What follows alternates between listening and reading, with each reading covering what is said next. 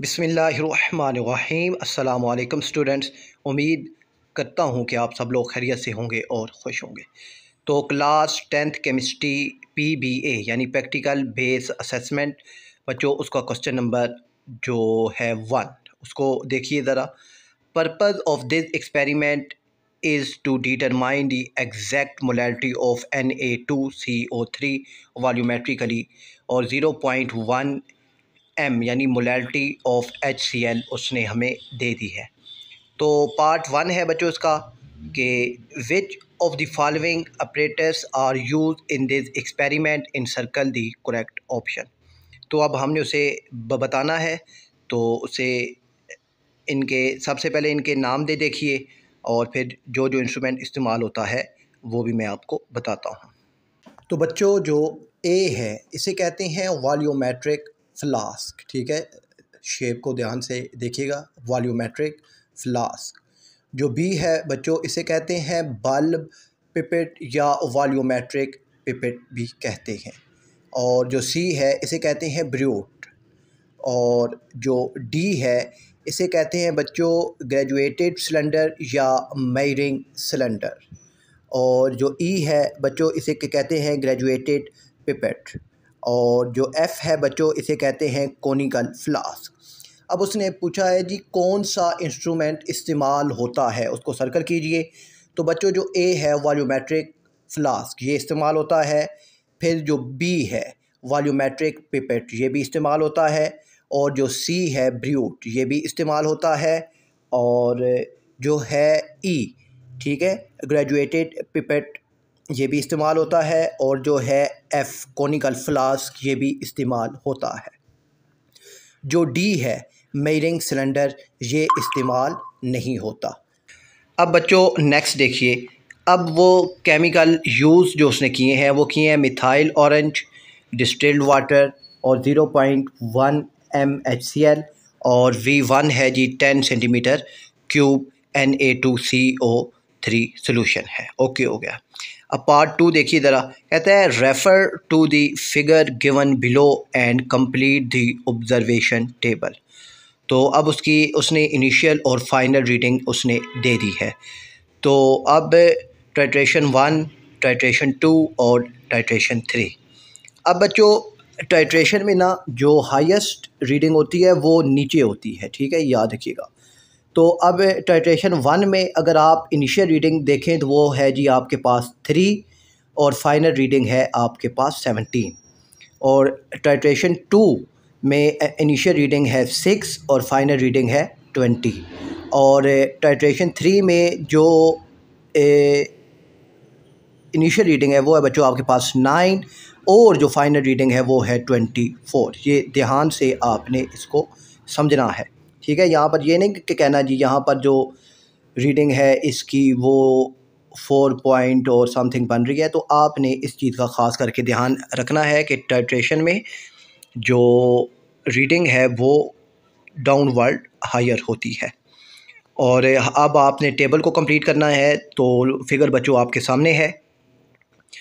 तो हमने initial reading और फाइनल रीडिंग लिखी। अब वॉल्यूम ऑफ HCl, तो वॉल्यूम ऑफ HCl मालूम करना बहुत आसान है बच्चों। आपने फाइनल रीडिंग में से इनिशियल रीडिंग को माइनस करना है, ठीक है ना। अब 17 माइनस 3 तो उसका जवाब आ गया आपके पास 14।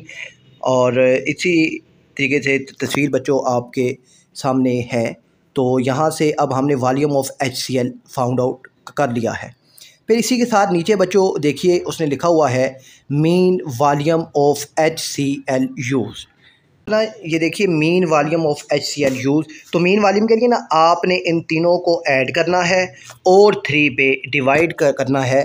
तो ये आपके पास आ जाएगा बच्चों 14.33 सेंटीमीटर क्यूब, ठीक है, ये याद रखिएगा। और अब बच्चों नीचे इसका जो पार्ट 3 है उसकी तरफ आते हैं। तो पार्ट 3 देखिएगा ज़रा।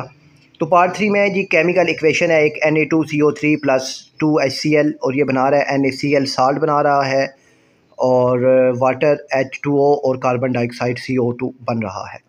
अब कैलकुलेशन ये है कि find the volume value of N1 for Na2CO3। ज़रा इसको ध्यान से देखिएगा। अब N1 जो है ये Na2CO3 के लिए है। तो मोल्स ऑफ Na2CO3 कितने इस्तेमाल हो रहे हैं जी, यहाँ पर है 1, तो N1 की वैल्यू आ गई 1। और जो N2 है ये HCl के लिए है, तो HCl के कितने मोल इस्तेमाल हो रहे हैं यहाँ पे बच्चों 2, तो यहाँ पर वैल्यू आपके पास आ गई 2।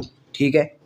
और अब इसका जो पार्ट बी है, कहता है जी calculate the molarity of Na2CO3 by using formula. Molarity, अब यहाँ पर ना बच्चे अक्सर कंफ्यूज होते हैं। देखिए Na2CO3 को उसने नाम दिया है N1 का, तो फार्मूले में देखिए यहाँ पर लिखा हुआ है N1, तो मतलब जो मोलैरिटी है वो M1 आपने मालूम करनी है। ध्यान से इस चीज़ को समझिएगा। ठीक है कि N1 है यहाँ पर, वो Na2 के लिए, Na2CO3 के लिए है। तो अब हमने Na2CO3 की मोलैरिटी को कैलकुलेट करना है। तो अब N1 यहाँ पर है, तो मतलब M1 यहाँ से कैलकुलेट होगा, तो मोलैरिटी ऑफ Na2CO3 आप फाइंड आउट कर लेंगे।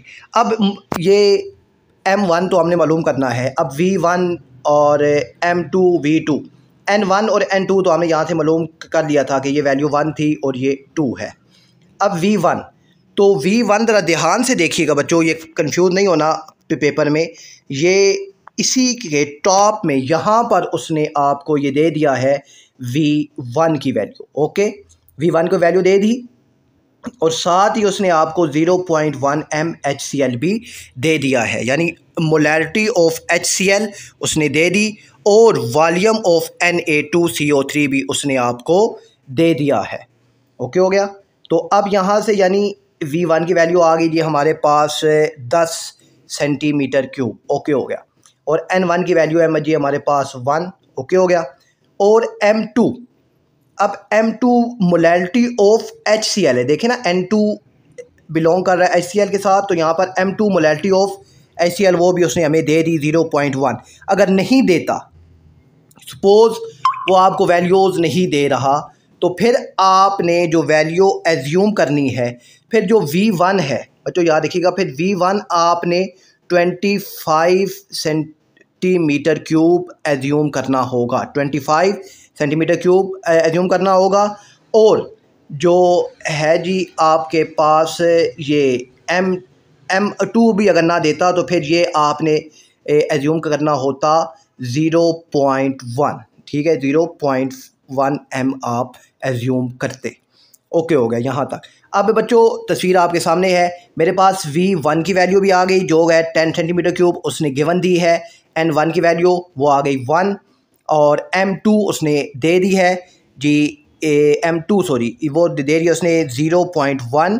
ठीक है, मोल पर डेसीमीटर क्यूब, ये मोलैरिटी का फार्मूला होता है, याद रखिएगा, मोल पर डेसीमीटर क्यूब। V2, अब V2 कहाँ से आएगा?